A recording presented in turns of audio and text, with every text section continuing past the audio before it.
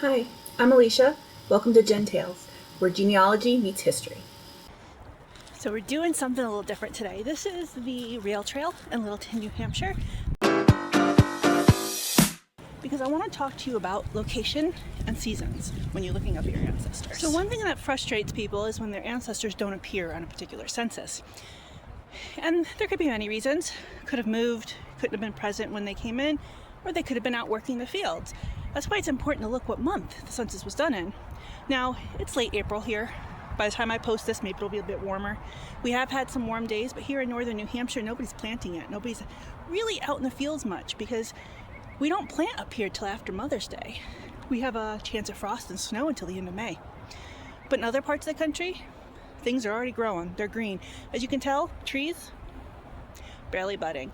So when you're looking at where your ancestors lived and when they would have been working out in the fields or out in a factory, you have to look at the seasonal effects on their lives, where they lived, how far were they from town, the roads, the railroads.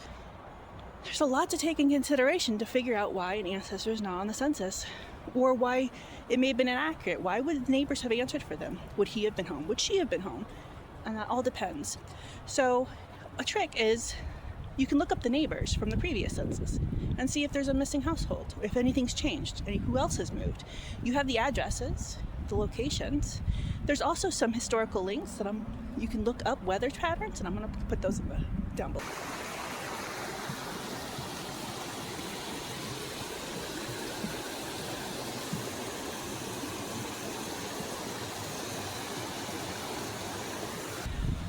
Another thing to keep in mind with seasonality and immigration and location is industry. All of those things work together. Like the railroad coming through Littleton used to be for tourists, because of the mountains and Mount Washington in particular. And it's been decades since it ran, which is why they tore it out for the rail trail a couple of years ago. But people used to come up here for sightseeing, pleasure.